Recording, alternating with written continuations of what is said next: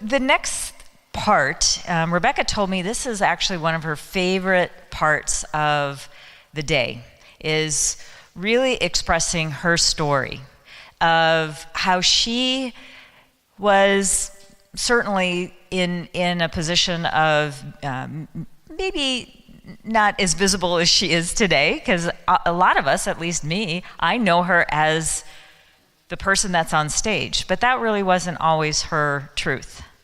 But she also worked in corporate. She was a rock star when it came to also the things that she was doing in the financial world. She was making millions and billions for a lot of people. But as her story unfolds today for you, I really want you to listen from maybe that position of either you've been there, you might know somebody who has gone through this, but I'm sure there's going to be nuggets along the way that you're going to resonate with, from either being maybe afraid to step forward, but just lean in. Just lean in with open heart and listen to what she has to say. So I would like to tell you a little bit about Rebecca and all of the fabulous things, some of the fabulous things, as again, I need 2 days to tell you about all of those. But she is the founder and owner of Your Purpose-Driven Practice. She's the creator of the Women's Empowerment Series, which you are fully present for here today.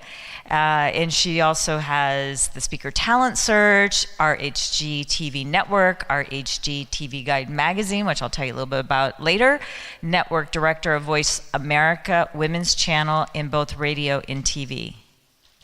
Not just a channel, she is Network Director at Voice America Women's Channel. That's pretty profound. Okay, she is also the founding godmother of the Heart of All women's organizations that seek to connect women powerfully from around the world. So we are a part of that global network. Doesn't that feel pretty wonderful that we can do that? She's an in-demand speaker, expert money coach, and a frequent guest, expert on Success Panel, telesummits, TV and radio shows. And Rebecca was recently nominated for and will be receiving the Top 10 Working Women of the Year Award. Can we have applause for that? Top 10 women. I mean, not hundreds, not 5,000, top 10 in entrepreneurship given by the AWWIN, which is a nonprofit organization assisting working women in need. I'd like you to give a round of applause for our next speaker, Rebecca Hall Gruyter.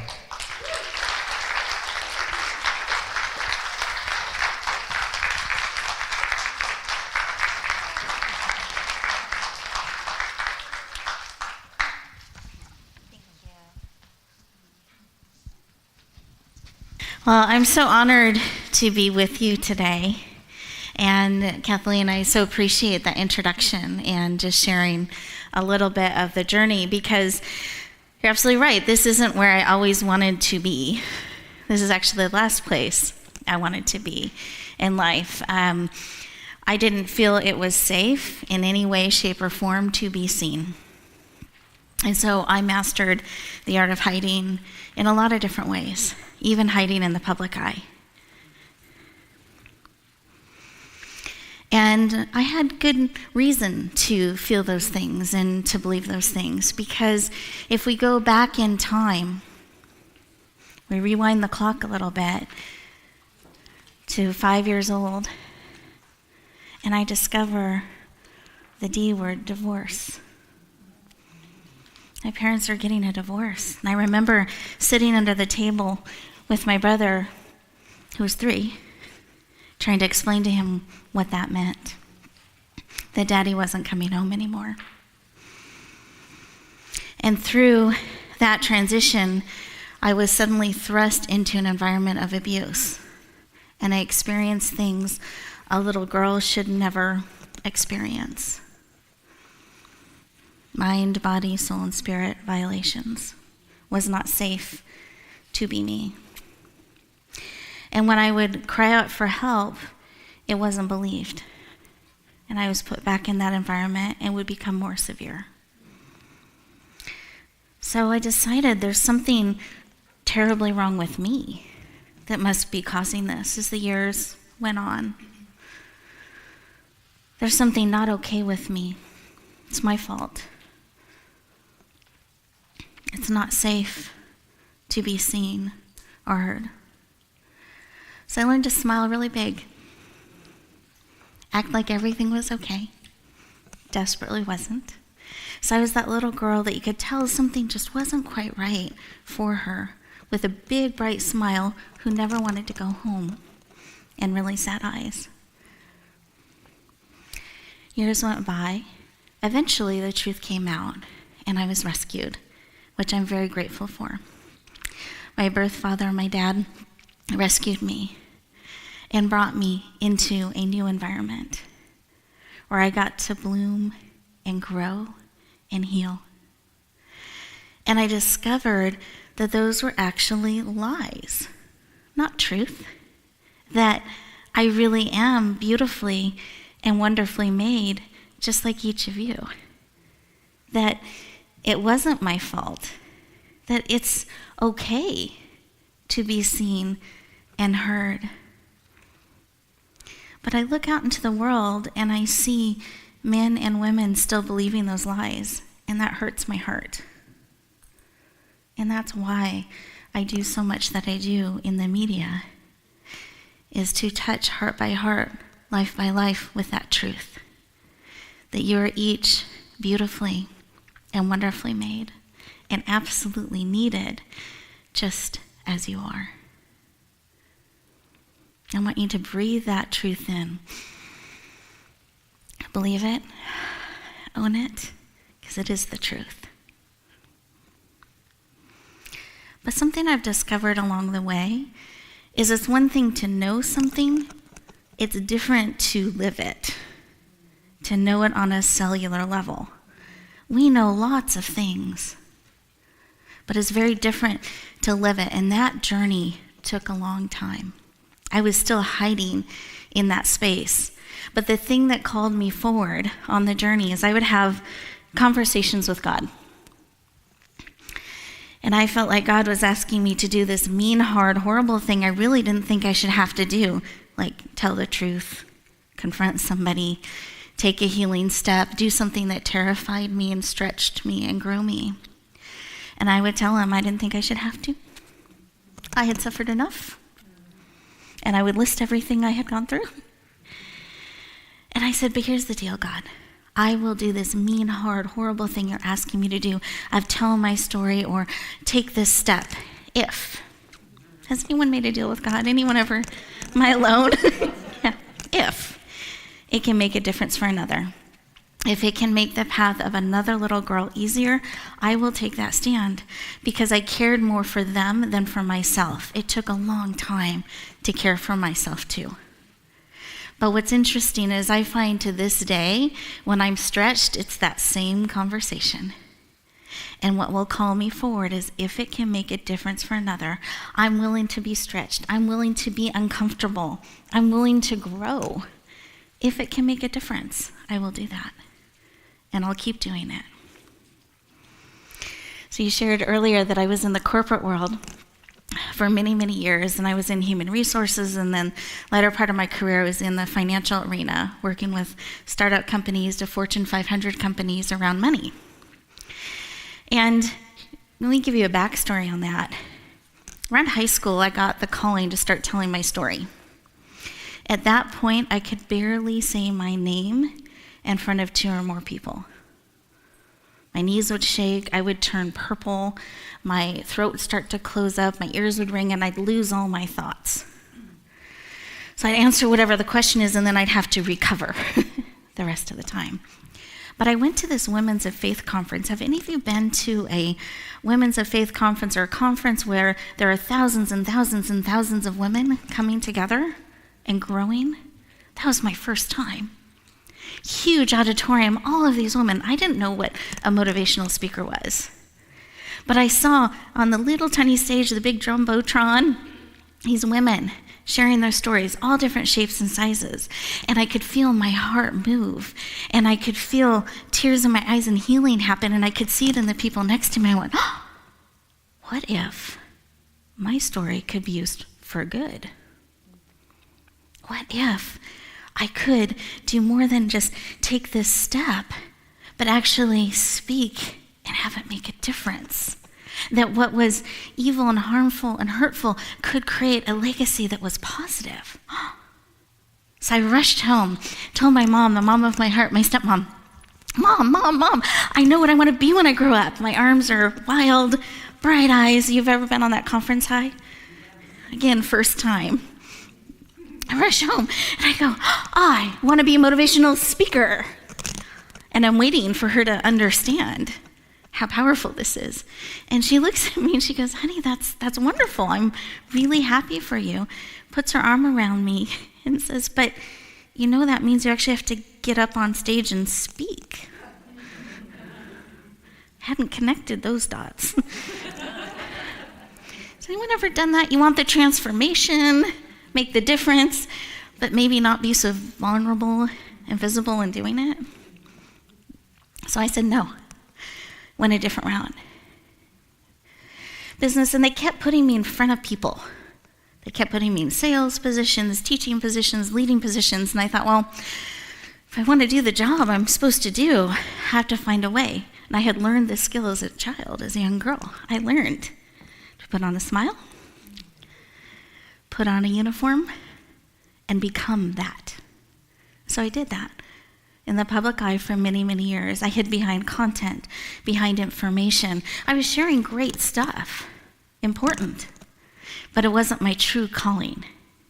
And I remember one point burned out, climbed up the ladder. I was the youngest AVP in the organization, like all these things that I had followed someone else's definition of success because I didn't know what mine was. And I found out I don't like being on a plane all the time. I'm feeling very burnt out.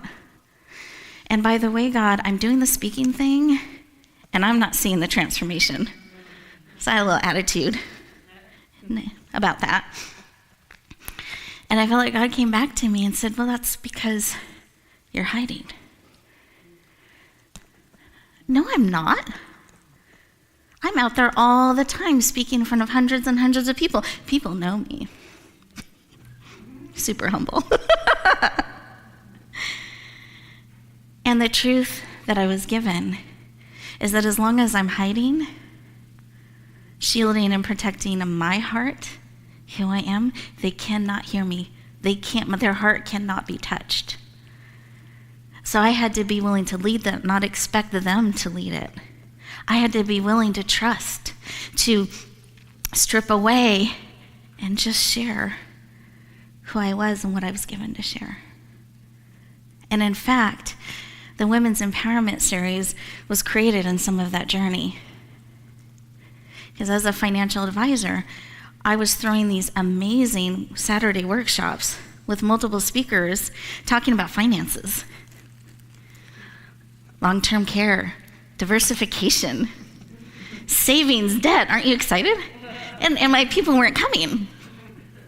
And then I had all of these life things hit. My husband was in a motorcycle accident. He was drugged 40 yards, freeway speeds, survived, but there was recovery. Then I was in an accident. My torso was twisted, and so I ended up in pain and recovery for a really long time. And I was an entrepreneur. I couldn't sit for more than 20 minutes at a time, and my commute was 45. So I had to look at how can I play life differently? How can I be effective? What matters to me most? I had to ask those questions. And sometimes we don't do that till we have to, till we face the end of ourself and what we can do. And those things cause that. And one of the things I did is I actually asked my clients at that point what they wanted. Before I was just creating what I thought they wanted. These amazing workshops on Saturdays, all about finances. So I went to them and I said, and it wasn't with, why aren't you coming to my thing? It was really, I really want to create something that serves. What is it about what I'm doing now that is or isn't? And they go, Rebecca, we don't want to spend Saturday learning about money and finances. That's why we have you. And I thought, oh, that kind of makes sense. Okay, I get that. I go, but then what do you want? If we could create anything, what do you want? I'd love to have a place where we could come together as women, heart to heart, and be nourished, not be responsible to anyone else, not take care of anyone else for that moment, for that day, be poured into and fed, mind, body, soul, and spirit. I thought, you know what? I think I'd like that too. In fact, I think I can create that. That's what started the seed of the Women's Empowerment Series that you are part of today. That has become, it's branched out into radio, it's branched out in television, and we now have an international following. But it started with asking and listening and really digging in. Sometimes we're looking outside ourselves for someone else to create something that we want to be a part of. We need to be willing to sink in and see, is that something perhaps I'm called to be a part of? I'm called to create, I'm called to build. So we go back in the story. I'm still wearing the financial advisor hat, and I had done like this book and a couple things like on the side, this women's empowerment hobby thing. And God started talking to me again. Like that thing I had said no to, it was like an opportunity again to start telling my story. And I again went through all the reasons I shouldn't have to. I've suffered enough. That's not what financial advisors do, by the way. We don't talk about that kind of stuff. It's not professional. I don't want to. I'm scared. And then God played through my mind. 9 months we had this conversation. He played through my mind that tape again and again about helping another. And I knew this was an opportunity to say yes or no. But if I said yes, it was an ultimate yes. I was no longer in control. Not that I ever truly was, but somehow felt I was in certain ways. And if any of you have come from a turbulent past, having a firm foundation, having something that you can control becomes really important. And it was releasing of that, letting it go and trusting, sharing the core of who I am, even the non-shiny parts. So I said, okay, God, I will do this mean, hard, horrible thing you're asking me to do. I really don't think I should have to. If I never have to be on television, no radio, no books, I'm not a writer. I don't want to ever speak to more than 50 people at a time because, I really can't connect with more than 50 people. Don't ever want to be recorded in any way, shape, or form. I will use a microphone because my voice isn't super loud. I can handle that. And by the way, we also need to do something about my laugh because it's kind of weird. So let's do something about that too. And there was silence. And I felt like God came back to me and said, I think you misunderstood. This is yes or no. There aren't boundaries. There aren't continuing, let's go change the world in my safe little box I can understand. So I got to decide, am I a yes, period, or a no, period? He goes, it is your choice. So basket case, crying, I finally said yes. Within a few months, I was on stage in front of 300 people, 7 minutes, sharing my story for the first time. Many of you were in the room that day. And I don't know what I said because I was out of my body, but I was willing. And I told them that I believed there was one person in the room that needed what I had to share, so I was willing to do it for the one. Terrified, shaking, scared, the whole bit. Got a standing ovation I never saw. I didn't see it until I got off the stage and there were a lineup of men and women who told me I was the one. And I share that because when you're called, it's not about you in a sense. It's others are calling you forth. They need you. And something else I discovered about my laugh that I thought was so weird, and I hired a really expensive coach to help me get rid of it. He gave me a powerful truth. He said, Rebecca, I think you are confused about assets and liabilities as a speaker. When you have something that is contagious in a good way, that people lean into, that they associate with you, it becomes part of your brand, and they like and it makes them smile, that's a good thing. That's not the thing to get rid of. If anything, you do that more. And you want to have things that are distinctive about you. I love that, distinctive. That had just a nice, instead of weird, I like distinctive about you to bring forward. The liabilities are the things that interfere with your message, that make it so people can't hear what you're saying. Those are the things to work on, not the things that are unique about you. Celebrate those. So the other truth I learned in that is that we are perfectly equipped for the next step, and the next step, and the next step. I didn't have to be perfect in those 7 minutes, and it still made a difference. And one of the common things they said to me, that huge line, person after person, it was so overwhelming and wonderful, was that I could tell you were scared, and you did it anyway. You cared enough about me to do that, and I want to thank you, and I'm inspired by it. So wherever you are in your journey, wherever you're being called, it's now, it's not someday. Tomorrow isn't guaranteed. We have now. So I encourage you to really honor the pulling of your heart. And by the way, that huge list of all the things I never wanted to do, I love. I do them all the time now, every week. And I would have missed out on that by letting fear, I had imagined people weren't even asking me to do those things at that time. I would have missed out on that. And every time, the next step I learned. And God, I feel like he works with us. And whatever you believe, but I find that sometimes I feel tricked into things. Like I thought I was signing up for one thing and it's different. And yes, it was in the contract, but somehow when I read it, I saw it a certain way. That's what got me into television.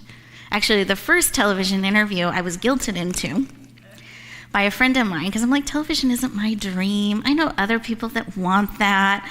Let me introduce you to them. So after several months of this, she actually scheduled the television show and informed me I was being interviewed on this day, and I can't let her in the studio down because she's paid in advance, so I need to be there. So I did. I wasn't going to let my friend down. And the interview is still on my site. I'm very stiff the first part, scared. But I did it anyway. And finally, I became Rebecca about, the last quarter of it. But it still serves. I still share it out. It's not about perfection. It's about willingness to be human, to share the gift of who we are, and people are hungry for that. And so when I got into television, I was in radio. So radio had expanded and expanded. I got into television because they added it in the contract one time. And I thought, okay, they were right about radio. I can stretch. I can try this thing. Only to find out when I'm on the phone with the head of network, the head of the television network, and my executive producer, asking as many questions as I can, because I want to learn everything I can, because now I'm supposed to produce a show. I don't know anything about television. Any question I could think of, anything I didn't think of, I wanted him to pour into me and how to do my show and what to do. He goes, Rebecca, this is great, fabulous. We've talked about your show, so I want to know when you're launching your television channel. I'm just dead silence. Because a channel is lots of shows. A channel can have up to 120 shows. Every show can have 52 weekly episodes. And I just was silent, but I'm trying to be cool because I know the contract's signed. My executive producer's on the line. I don't want him to look bad. And I go, channel? Yeah, your television channel. We're going to have your show on it. We're going to do these things. It's August. I go, January. I figure anything can happen. January's magic. New Year, right? We can do anything by January or launch it in January. He goes, too long. Had no plan, no anything. I said, okay, October? He goes, 15th, done. I said, okay, great. And I get off the phone as quickly as I can. I call my executive producer. What are you thinking? This is crazy. Who's running my life? What happened here? This whole thing. 7 calls through the range of emotions, denial, fear, anger, all of the emotions you go through. The 7th call, I called a friend. He goes, Rebecca, his name's Robert. Robert. He goes, Rebecca, who I love. This is your 7th call today. how can I help you? And I said, so this is my channel, right? He goes, yes, I can do anything I want on my channel, any shows, anything I want to create. He goes, yes. I said, then this is what we're going to do. If it were about me, I would have been given a show. It's obviously not about me because I was given a channel. It's much bigger than me. So it's about my people. It's about my connections. The world needs my people. And that's something I can get excited about. I can work through my fear and lean into. If I can share my amazing people with the world, bring it on. I said, so we're going to call this Empower Connections TV. It's about bringing positive, transformational programming to the world. And he goes, that's the Rebecca I know. Go build it. And we did. Within 6 months, it became the #1 most watched TV channel on all of Voice America out of their 23 channels. It is to this day, and it has led into us now launching our own television network. And thank you. Thank you. Thank you.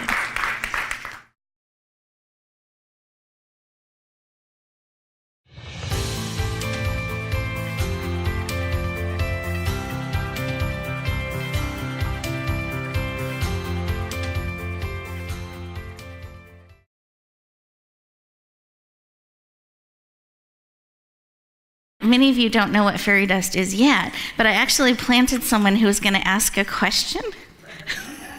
And I loved her question, and you'll see why. Thank you. Barbara, Thank you. Come on up. Now, you had a question. I did. I noticed you have had on a different pair of shoes every time you've come on the stage, and they've been fabulous. So I wanted to know what is with the change of shoes. I love it. And notice from one shoe lady to another. I was like, you have to come up and ask. So I would be happy to share. I started doing shoe changes. Oh, no, stay. I started doing shoe changes at one of my events because it was entertaining to me and lifted my energy. And it helps the feet not be so sore to change shoes throughout the day. And I always end in flats. You'll notice that. I learned that, always end in flats, not in the really high ones. So that's why I do it, but then I found it became fun for everyone else. That's something that, just as a tip as a speaker, when we find something that energizes us, that we enjoy, and we can bring that in, others enjoy it too. It lifts their energy as well, kind of bringing in those unique things about us. So that's why I did it, why I continue to do it. And sometimes I say something, sometimes I don't, because I like to see if they notice, and if I get a question, which I love that. So I would love to reward you for your question and participation and give you fairy dust. And I don't know, have you ever experienced fairy dust? No. She's backing away. Did you notice? I promise it's safe. So what fairy dust is an opportunity for you to share something you want a community to pour upon you. So it's a way for a community to celebrate you. You get to bring in your creativity. It can have a texture, a flavor, a fragrance, and then we together create that fairy dust and we sprinkle it upon you. Okay. So we'll take this baby steps. We'll have you come right here. And I know I'm touching and everything. I didn't ask permission. I'm just teasing. Harassment if it's unwanted. Okay, so we're good. I didn't hear otherwise. Beautiful. So I even have a magic wand. Okay. Just as long as I'm explaining all of fairy dust to you, and it lights up. Oh, everyone in the audience, I want you to listen in, and I'll just ask you the questions, and then you'll just get to receive. Okay, and they'll need to hear what you want. So if you were to describe a fairy dust that you would love to be sprinkled in, is there a color to it? Purple. Okay, purple. Does it have a shine or a shimmer, or is there another? Yeah, it has a silver shimmer to it. Okay, perfect. Is there any sort of a fragrance associated with it? A very calm fragrance. What's that called? Lift? Yeah. Okay, Really lovely. so Essential lift. oil. Yeah. Okay, beautiful. Is there any kind of movement with it? Very calm, like rain. Okay, so gentle, calm, Yeah. lifting. Okay. Anything else?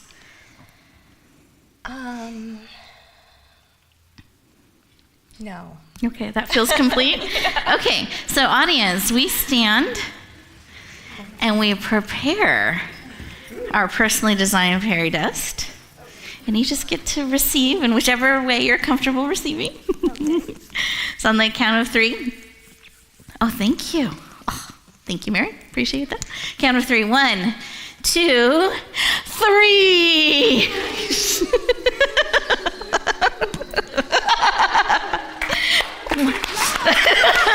That is fairy dust.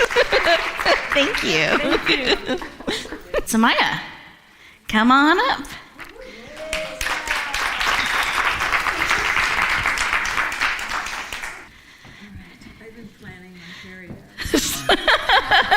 She's been planning her fairy dust. Just in case, you never know, you know. It's good to be prepared. Yeah. No, I like that. I like that. So you asked a question, and I'd love for you to say your name, your title, and read your question. Sumaya O'Grady, soul alchemist. And my question is, what is your guiding mission that helps you decide what course to take or what opportunities to say yes to? That's a good question. And I think it's one of those that it depends. You know, if it's in the grocery store or it's at a restaurant and I'm just kind of deciding what I want to eat, that's a lighter decision to make a yes or no on. It's kind of more what do I feel like kind of thing. But if it's something that is longer term and bigger, I take time to really sink in and review what matters to me. And I look at that, and is saying yes to this going to move that forward more? Or is it just kind of something to do? Is it something that is going to make a difference, help me be more efficient, more effective? It's always looking at what's going to help me move forward. But sometimes it's also what is going to support me so that I can. Does that make sense? Yes, I think I was trying to get at what is the deeper mission behind all that? For me personally? Yes, for you for personally. me personally. Yes, okay. Yes. It's shifted over time. I mean, ultimately is I want people to know that they're beautifully and wonderfully made on purpose and for a purpose. Ultimately, I want people to know that, to own it, and to be willing to step forward in it. And that, to me, makes the world a better place. Every heart and life that I can touch to encourage and empower them to do that, whether it's bringing them speakers and messengers, because it's not just my voice that's needed, but many, many voices. So that's my deep core why I do what I do. That's exactly what I wanted to know. Thank you. Beautiful. Okay. Wonderful. So I know you've been planning your fairy dust. Let me get my wand. So we'll have you come to the center. I want you to get the full experience. Well, this is so funny that the person, I don't know your name, that you went before me, because my fairy dust is very similar. It's violet and silver. And I'd like it to smell like lavender. Lavender and frankincense. Very specific. And infused with love. Okay, that's it. Okay, let's just give me a moment to feel in. Okay, so we're ready? Let's stand. Let's get our fairy dust. Just making sure we're building this. Okay, oh, she's ready. I love that, Samaya. Okay, ready. On the count of 3. 1, 1.5, 2.5, 3. Beautiful. Thank you. Thank you. Thank you.